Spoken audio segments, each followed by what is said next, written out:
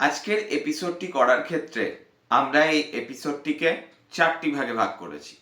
প্রথমে current landscape of West Bengal politics, অর্থাৎ বর্তমানে কোন জায়গায় দাঁড়িয়ে আছে পশ্চিমবঙ্গের রাজনীতি। দ্বিতীয়, কিভাবে পশ্চিমবঙ্গের রাজনীতিতে বিভিন্ন বিন্যাস ঘটছে, অর্থাৎ ইভলভিং পলিটিক্যাল ডায়নামিক্স। তৃতীয় বিষয়, এই 2025 সালে রাজনৈতিক দলগুলির কি পরিকল্পনা রয়েছে, সিপিআইএম, বিজেপি, টিএমসি's প্ল্যান। এবং শেষে future of West Bengal politics. এই 4টি ভাগে আমরা ভাগ করেছি। এবার দেখুন, প্রথমে current landscape of West Bengal politics, অর্থাৎ আমরা ভবিষ্যতে পশ্চিমবঙ্গের রাজনীতি কোন দিকে যাবে সেটা বিচার করতে গেলে সাম্প্রতিক অতীতের কিছু ঘটনা এবং বর্তমানে আমরা কোন জায়গায় দাঁড়িয়ে রয়েছি সেটা বুঝে নেওয়া খুব দরকার। দেখুন, 2024 সাল ছিল নির্বাচনের বছর, ভারতবর্ষের সাধারণ নির্বাচনের বছর, এবং সেই 2024 সালের নির্বাচনে বিজেপি আশানুরূপ ফল করেনি। পশ্চিমবঙ্গে তাদের আসন সংখ্যা কমে গিয়েছে, উল্টো দিকে তৃণমূল কংগ্রেসের আসন সংখ্যা অনেকটা বেড়েছে এবং বিজেপির এই আশানুরূপ ফল না হওয়ায় তাদের সংগঠন গ্রামাঞ্চলে আরো ক্ষয়িষ্ণু হয়েছে, আরো দুর্বল হয়েছে। ফলে সেই দুর্বল জায়গা থেকে বেরিয়ে বিজেপি নতুন করে ঘুরে দাঁড়াচ্ছে এমন কোনো চিহ্ন এখনো পর্যন্ত পাওয়া যাচ্ছে না। কারণ আমরা দেখতে পাচ্ছি যে এখনো তৃণমূলের একটা একচ্ছত্র আধিপত্য পশ্চিমবঙ্গের রাজনীতিতে লক্ষ্য করা যাচ্ছে। পশ্চিমবঙ্গের রাজনীতি এখনো পর্যন্ত দ্বিমেরুকৃত অবস্থায় রয়েছে। কিছু পকেটে পকেটে বাম কংগ্রেসের উপস্থিতি মিলছে এবং এই মুহূর্তে পশ্চিমবঙ্গ যেই বিষয়ের উপরে দাঁড়িয়ে রয়েছে তা একেবারে প্রতিযোগিতামূলক সাম্প্রদায়িকতার উপরে পশ্চিমবঙ্গের রাজনীতির ভিত্তি দাঁড়িয়ে রয়েছে। অর্থাৎ ধর্মের রাজনীতি, পরিচয়বাদের রাজনীতি, পরিচিত সত্তার রাজনীতি, পরিচয় সম্পর্কিত যে রাজনীতি অর্থাৎ আইডেন্টিটি পলিটিক্স, সেটার প্র্যাকটিস পশ্চিমবঙ্গে দিন দিন বেড়ে চলেছে। এবং এই ঘটনার উৎপত্তি হয়েছে এই বাংলাদেশে ধর্মীয় সংখ্যালঘু হিন্দুদের উপর নির্যাতনের ফলে ওই ঘটনাকে দেখিয়ে পশ্চিমবঙ্গে একটা ধর্মীয় মেরুকরণ কিন্তু ঘটছে বা ঘটানোর চেষ্টা চলছে। এমন একটি আবহের মধ্যেই শুরু হচ্ছে 2025 সালের পশ্চিমবঙ্গের রাজনীতির অধ্যায়। আমরা যদি দ্বিতীয় পয়েন্টে আসি, সেটা হলো ইভলভিং পলিটিক্যাল ডায়নামিক্স, অর্থাৎ রাজনৈতিক বিন্যাসের কি বদল ঘটছে। হ্যাঁ, বদল ঘটছে। 2025 সালের যে বিষয়গুলো সামনে আসছে সেটা হলো আরো বেশি করে সামাজিক মাধ্যমের ব্যবহার এবং পলিটিক্যাল স্ট্র্যাটেজিস্ট, পলিটিক্যাল অ্যানালিস্ট এবং আর্টিফিশিয়াল ইন্টেলিজেন্স নির্ভর রাজনীতি চর্চা, রাজনীতির বাজার বাড়বে। অর্থাৎ ইয়াং জেনারেশনকে কাছে টানার জন্য বিভিন্ন রাজনৈতিক দল সামাজিক মাধ্যমকে আরো বেশি করে ব্যবহার করবে। এবার সেইখান থেকে সব থেকে উল্লেখযোগ্য বিষয় হলো এটাই, আমরা জানি আগামী বছর 2026-এর বিধানসভা নির্বাচন।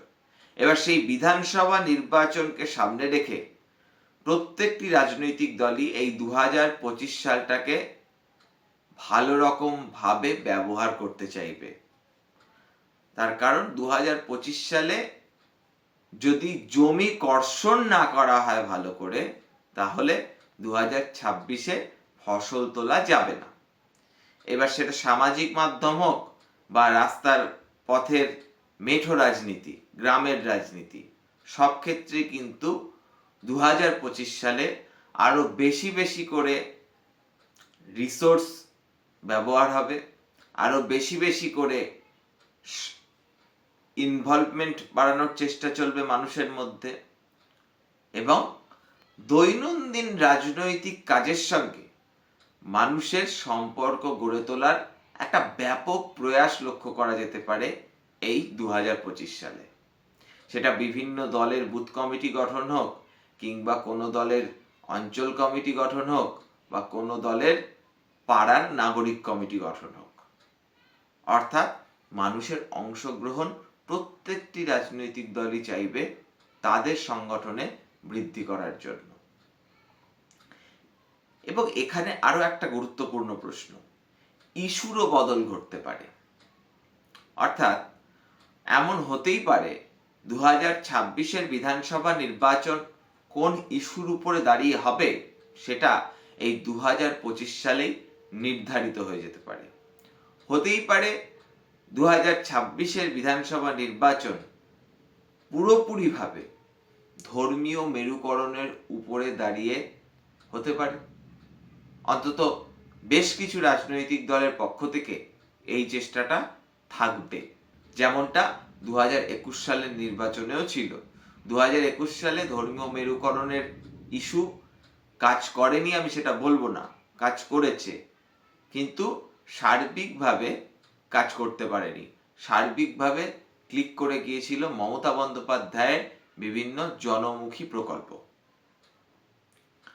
এবার আমরা যদি আসি তৃতীয় পয়েন্ট, অর্থাৎ তৃণমূল, বিজেপি এবং বামেদের পরিকল্পনা কি এই 2025 সালে। প্রথমে শাসক তৃণমূল। শাসক তৃণমূলের পক্ষ থেকে বিভিন্নভাবে চেষ্টা করা হবে সংগঠনকে আরো সুসংহত করতে, গোষ্ঠীদ্বন্দ্ব কমাতে, এবং তাদের যে বেনিফিশিয়ারি বেল্ট রয়েছে, অর্থাৎ এই যে একটা প্যাট্রন আর ক্লায়েন্ট রিলেশনশিপ গড়ে উঠেছে নাগরিকদের সঙ্গে তাদের সরকারের বা তাদের রাজনৈতিক দলের, সেই সম্পর্কটাকে মজবুত করার ক্ষেত্রে তারা আরো সময় ব্যয় করবে, এবং তারা সরকারের থেকে সুবিধা প্রাপ্ত ব্যক্তিদের বারবার মনে করিয়ে দেবে যে তোমরা কিন্তু তৃণমূল পরিচালিত রাজ্য সরকারের থেকে এই সুবিধা পাচ্ছ, তাই আমাদের সঙ্গে থাকো। আমাদের সঙ্গে থাকলে স্বাস্থ্যসাথী আছে, কন্যাশ্রী আছে, আরো বিভিন্ন লক্ষ্মীর ভান্ডার আছে, আরো অনেক কিছু আছে। এইটা বারবার করে তারা বোঝানোর চেষ্টা করবে, এবং বিরোধী শিবির যত দুর্বল থাকবে তাতে তাদেরই লাভ। এমনকি কখনো কখনো যদি দেখা যায়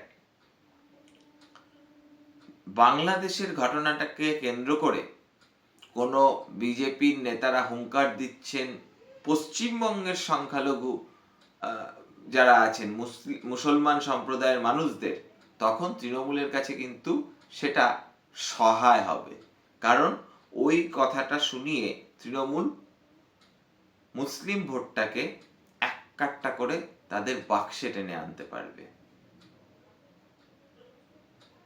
কেমন? দ্বিতীয়, বিজেপির ক্ষেত্রে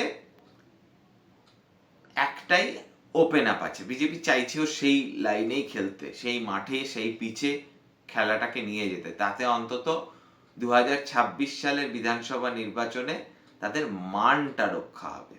তারা ক্ষমতায় আসতে পারবে এটা আমি বলছি না, অন্তত 2021 যে কটা আসন পেয়েছিল সেই রকমের একটা ধারে কাছে একটা আসন তারা পেতে পারে, যদি তারা ওই এখন যেই পথে তারা এগোচ্ছে তাদের চিরাচরিত পথ, ধর্মের রাজনীতি, এবং তারা এখানে হিন্দু ভোটের মেরুকরণ করতে চাইছে। কেমন? এবং তাদের সাংগঠনিক দুর্বলতা নিয়ে বলাটা খুব একটা নতুন কোনো বিষয় নয়। এমনকি বিজেপির 2025 সালে নতুন রাজ্য সভাপতিও নিয়োগ হবে, এবং কে রাজ্য সভাপতি হচ্ছে তারপরে দলের অভ্যন্তরীণ সমীকরণ কি থাকবে, কোন নেতার কাছাকাছি কে থাকবে এবং তিনি আরএসএস ঘনিষ্ঠ কতটা, নাকি তিনি একেবারে হার্ডকোর তৃণমূল বিরোধী, নাকি তিনি আরএসএস ঘনিষ্ঠ হয়ে সেটিং এর তত্ত্বে বিশ্বাসী বা সেটিং এ আস্থা রেখে চলতে চান, এই অনেক কিছু ইকুয়েশনের উপর ডিপেন্ড করবে বিজেপির 2025 সালের রাজনীতি। এবং আমি বারবার যেটা বলছি, 2026-এর ভিতটা তৈরি হবে এই 2025-এ, কারণ সময় বেশি নেই। এবং শুভেন্দু অধিকারী কি করবে সেটাও দেখার, কারণ এই যে দিনের পর দিন সিবিআই ইডি তদন্ত ঠিকমতো হচ্ছে না, সিবিআই ইডি নিষ্ক্রিয়, এই যে প্রশ্নগুলো সামনে আসছে, শুভেন্দু অধিকারী ব্যাট করার চেষ্টা করছেন তার হিন্দুত্বের অস্ত্র দিয়ে, কিন্তু এটা একটা সময়ের পরে নাও চলতে পারে। তখন শুভেন্দুবাবু কি করবেন এটা দেখার। শেষে বামেদের কথা, বাম কংগ্রেস একসঙ্গে। বাম কংগ্রেস আরো জোরদার ভাবে প্রচার করবে সেটিং এর তত্ত্বে, বিশেষ করে আরজি কর কাণ্ডে তদন্ত এখনো পর্যন্ত যেভাবে এগোচ্ছে তাতে খুব একটা আশার আলো তো দেখা যাচ্ছে না। ফলে বাম কংগ্রেস চেষ্টা করবে যে তৃণমূল বিজেপির একটা বিরাট বড় অংশের মধ্যে একটা সেটিং রয়েছে, যার জন্য পশ্চিমবঙ্গে সমস্ত কেন্দ্রীয় তদন্তকারী সংস্থার তদন্তগুলো আসল জায়গায় পৌঁছানোর আগেই কোনো এক অজ্ঞাত কারণে থেমে যাচ্ছে, এবং সেই অজ্ঞাত কারণটা হলো সেটিং। এইটা বলে তারা প্রচার করবে। এবং বামেদের ক্ষেত্রে আবার ভাবতে হবে তারা কংগ্রেসের সঙ্গে যাবে না এসএফ এর সঙ্গে যাবে। এবং এর আগেও আমরা একটা এপিসোড করেছি যে বামফ্রন্টের বিস্তার হতে পারে। আপনারা যদি সেই ভিডিও না দেখে থাকেন, আমাদের ডেসক্রিপশন বক্সে থাকবে, আপনারা দেখবেন। তো সেই বিষয়গুলো সামনে থাকছে। এবং বামেদের ক্ষেত্রে আরো গুরুত্বপূর্ণ হয়ে দেখা দেবে যে 2026-এর বিধানসভা নির্বাচনেও তারা কি আদৌ খাতা খুলতে পারবে। তারা সম্প্রতি বিভিন্ন পলিটিক্যাল স্ট্র্যাটেজিস্ট, অ্যানালিস্ট, বিভিন্ন পেশাদার নিয়োগ করেছেন, তাদের থেকে তারা কি সুফল পান, বা তাদের দিয়ে তারা কি তাদের মাধ্যমে তারা কোন কোন পরিকল্পনা গ্রহণ করছেন, সেটাও একটা দেখার। কারণ 2025 সবার ক্ষেত্রেই ভিত প্রস্তুত করবে। বামেরাও চাইবে তাদের আর্যভট্টের দশা কাটাতে, কংগ্রেসেরও সেই একই ব্যাপার। আবার উল্টো দিকে কংগ্রেসের নতুন সভাপতি, প্রদেশ সভাপতি শুভঙ্কর সরকার, তিনি বামেদের সঙ্গে ঘনিষ্ঠ হয়ে পথ চলবেন নাকি এককভাবে লড়াই করতে চাইবেন, সেটাও এখন এই 2025-এর অন্যতম চর্চার বিষয় হতে যাচ্ছে। কারণ সাংগঠনিকভাবে কংগ্রেসের শক্তি খুব একটা আশানুরূপ নয়, এটা আমরা সকলেই জানি।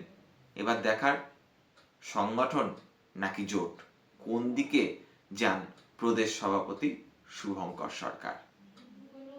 শেষ এবং final point, future politics of West Bengal, পশ্চিমবঙ্গের রাজনৈতিক ভবিষ্যৎ।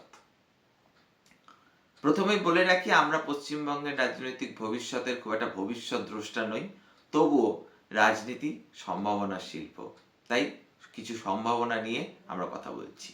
এই পয়েন্টটা আমরা তো বললাম যে কি কি হতে পারে বিভিন্ন, কিন্তু আর নতুন পয়েন্ট আছে। এক অংশের বিজেপি সমর্থকেরা, মানে যারা এখন বিজেপিকে ভোট দিচ্ছেন, বিজেপির হয়ে পতাকা ধরছেন, তাদের একটা অংশ যদি বাম কংগ্রেসের এই প্রচারে যে সেটিং হয়ে গেছে মোদি আর দিদির মধ্যে, তারা যদি বিশ্বাস করে বসেন, তাহলে তারা কিন্তু কোনো না কোনো নেতার মাধ্যমে একটা নতুন দল গড়ে ফেলতে পারেন। সেই সম্ভাবনা একেবারে উড়িয়ে দেওয়া যাচ্ছে না যে 2026-এর বিধানসভা নির্বাচনের আগে এমন একটি নতুন দলের উদ্ভব ঘটল। পিছনে কারা থাকবে, কারা নেতৃত্ব দেবে, তা আমরা কিছুই জানি না, কিন্তু এই সম্ভাবনাটা কিন্তু উড়িয়ে দেওয়া যাচ্ছে না। কারণ বিজেপির নিচুতলার কর্মীদের মধ্যে কিন্তু ক্ষোভ জমছে, হতাশা জমছে।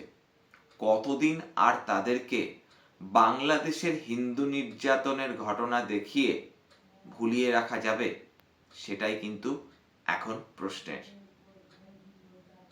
এবার 2026-এর বিধানসভা নির্বাচনের আগের এই 2025 সালে কোন রাজনৈতিক দল পশ্চিমবঙ্গে কিভাবে এগোবে তার একটা রূপরেখা দেওয়ার মোটামুটিভাবে আমরা একটা আমাদের যেটা মনে হচ্ছে চেষ্টা করলাম। আজকের এই ভিডিও নিয়ে আপনারা আপনাদের মন্তব্য জানান কমেন্ট বক্সে। আপনারা কি ভাবছেন, কোন দিকে যাবে পশ্চিমবঙ্গের রাজনীতি? আজকের ভিডিও যদি ভালো লেগে থাকে তাহলে লাইক করে দেবেন, আর যদি ভালো না লাগে ডিসলাইক করতে দ্বিধাবোধ করবেন না।